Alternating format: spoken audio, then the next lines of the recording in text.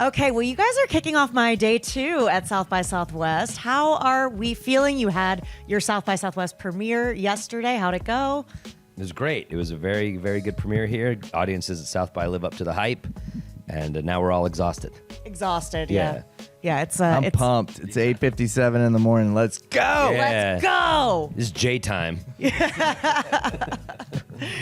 Did you get to do anything in Austin? Like, what are your I mean, you live here right now, but what are the checklist items that I got to do while I'm here? Well, I lived in Austin from 91 to 2003, the golden years. I was gonna as say. they say. So I do all the old hippie shit in Austin. I go to Casa de Luz. Do you know what that is? I don't. It's like a macrobiotic vegan restaurant. It's a real party. And it's a little bit of a cult. But you walk in, you pay $16. They prepare a plate of food for you. You don't order anything. They hand it to you. It's a way to like get instantly healthy. And then I go to Juice Land, and then I swim in some cold water, and I walk on Town Lake, which is now called Lady Bird Lake. Okay, I like that. I like that. I had a different experience in Austin. I was gonna say, I feel like, I'm in like a different part of Austin. I feel like all the food is very heavy, and it's a lot of drinking. I mean, that is the new Austin. It's, Yes. Okay. Well, let's talk about the film. See you spiked kombucha. Spiked kombucha. Yeah. See You When I See You. A beautiful film. Let's just start with the backstory. There's a lot of connections here, based on Adam's memoir. So how did you all get together? I mean, I wrote the script, and I'm friends with Kumail Nanjiani and Emily Gordon, and they, who put their life on screen in The Big Sick, and so they sort of helped me put my life on screen with this script. And then once we got it to decent shape to show around, we started thinking about directors, and Emily through the Hollywood grapevine knew that Jay might be interested in directing things, and we kind of Hail Mary got the script to Jay, and he was in immediately.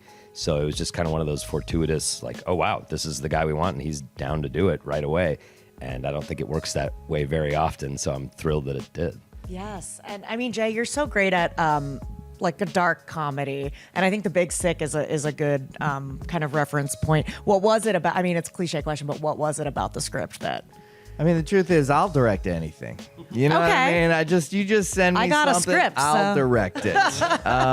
Put that out there. Yeah, exactly. Just keep it coming. Keep it coming. No, I've never directed anything that I didn't originate, and so this is the first one. But Kumail and Emily are super special people.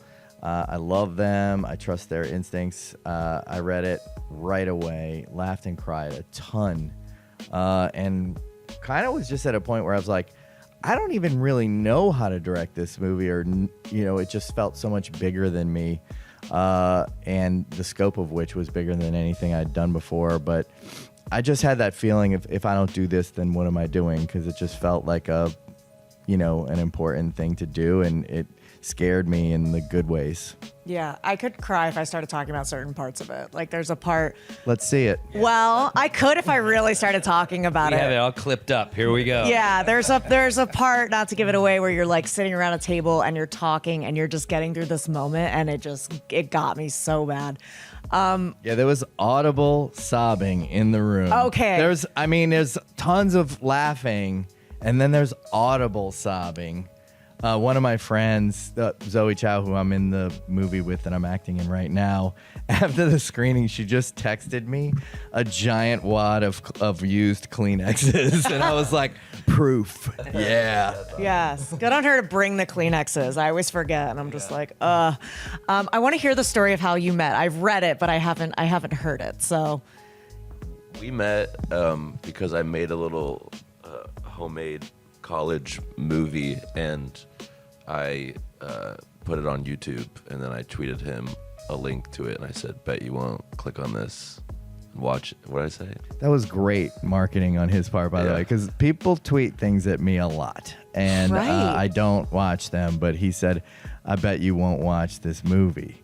And I clicked on it, and it was like a 50-minute movie, which was like what is this? Is this a short feature or what we used to call in the old days a schlong, a long short? Yes, I like that. You don't have to Bet you won't click on this schlong. click on this And Jay was like, schlong. "Oh, I'll click on Oh, this I'll log." click on it. Thought it was something else. But a lot of times I'll click, and really within the first 10 seconds, I'll see something. I'm like, can't, nope, can't. First 10 seconds, and then it just, and then after a few minutes, I was like, called my wife in the room. I was like, Jen, get in here. There's something here, right? And she was watching, and she was like, oh yeah, there's something there. But yeah, that was like the blueprint for Shithouse, your movie he had made with his girlfriend at the time, and it was like very up my alley in the sense of like it was basically a home movie of your life that could be a movie at some point. And so I was just like, I don't know what this is, but I like it a lot. Wow. And so, Cooper, you're a filmmaker, but how did you get in front of the camera for this film? How did that happen? Jay, I don't know how. I was like, where am I? He sent me the script well before I thought I was playing Aaron. He just sent me the script and was like, I'm thinking about directing this. Can you read it and just let's talk about it? And we had a long conversation about just the sentiment of like, if you're not doing this, what are you doing? Yeah. And then when he asked me to do Aaron, I was like, if I don't do that, what am I doing? How did you go about crafting like the inside of the thoughts? Like, I don't know how do you describe what that is, but it was so beautiful. There was like some sci-fi elements and like I don't know. How do you describe what those moments are, and then how did you go about crafting them? Well, it obviously starts with Adam and his brain and what really happened to him in real life. And then, I just thought it was super interesting when he was slugging the scenes that were happening inside of his brain. He wrote Aaron's psyche. And I thought that was super interesting because I really don't like flashbacks. They very rarely work, in my opinion, or at least I've tried them before and I've had to cut them, So, a big part of this and creating this visual sequence and in this particular part of the journey, I mean, this is an ensemble. It's a family movie. It's funny. It's got all this stuff, but it's also maybe the A plot is really about a man climbing out of PTSD who doesn't even know he has PTSD to start, and so that journey was written as a visual journey, and then probably the thing that evolved the most in terms of like bringing Jim Frona, our DP, on and us figuring out what that journey is like.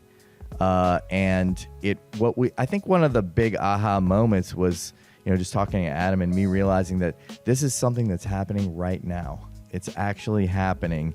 And so we wanted it to happen to the audience in the way that it happened to Adam in real life. And so that was probably the most exciting part of like figuring out what the visuals of this film would be and knowing that it wouldn't be flashbacks, but it wouldn't feel like flashbacks. And it doesn't. You're right.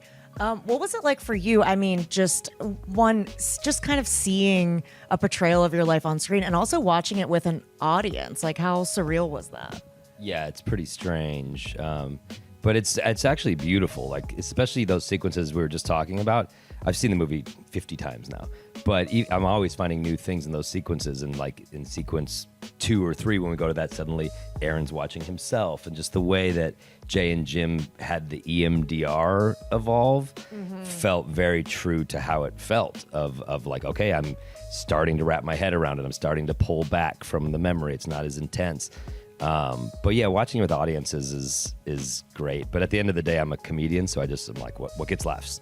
And so I just want to hear where the laughs are. Right. I know the sobs are coming, and I appreciate and embrace them. But yeah, I just want to hear the laughs. It's like the Bare Naked Ladies say, like, I'm the kind of guy that laughs at a funeral. That's the Bare Naked Ladies, right? Yeah. Okay. Well, when I wrote the script, I thought, what would the Bare Naked Ladies do? And that's how, like, Yeah. every script, like, you should start. That's how a good script starts. With what would the Bare Naked Ladies think? Yeah, absolutely.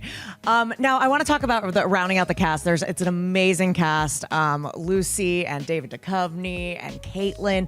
How did you? I mean, had you worked with them before?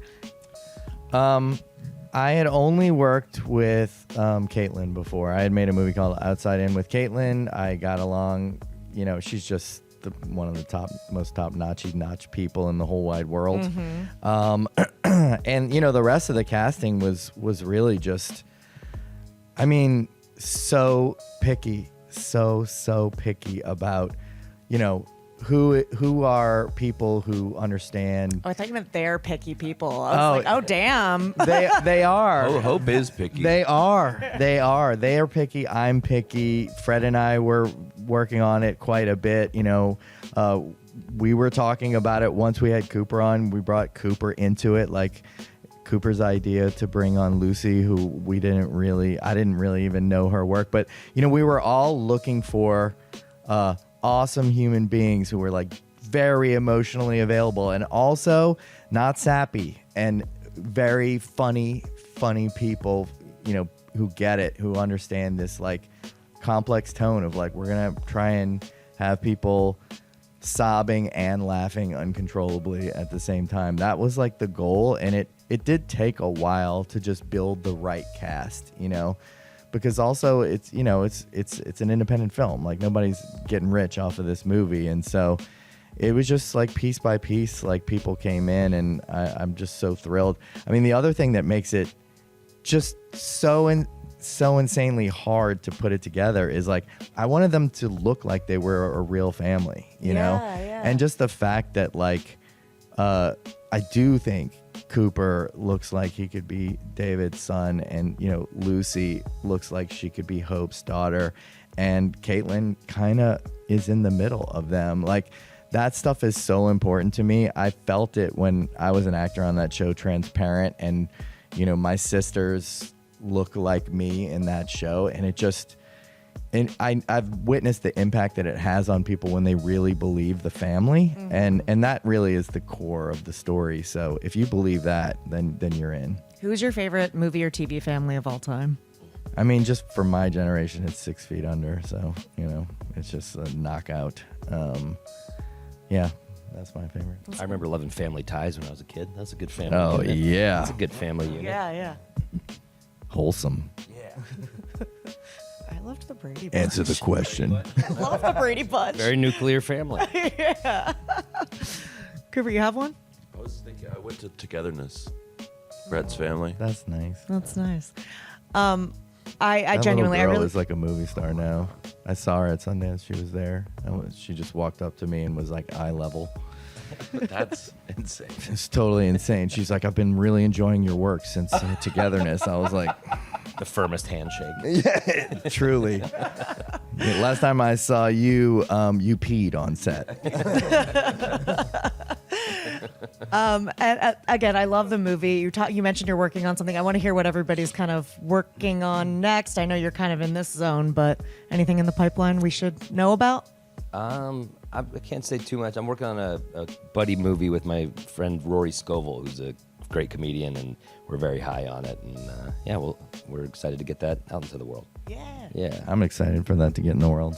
Yeah, it's fun. I am acting in a movie called Buy Nothing right now, which is directed by Bob Byington, an Austin filmmaker. And it's honestly the first time I've come back to Austin to make something since I left here in 2003. Welcome back. I'm directing a movie in New Mexico soon, but I can't say anything about it yet. Not a thing. Yeah. No, just in New Mexico. It's in New Mexico. I was thinking, what can I say? New Mexico. Yeah. Sell Okay. New Mexico. Well, very exciting. Again, love the film. Is there anything I didn't mention that you want to touch on before I let you go? That was perfect. It was the best perfect interview ever. Thank you. Thank you. Thank you guys so much for stopping by. I really appreciate it. Enjoy the rest of your festival. Thanks for having us.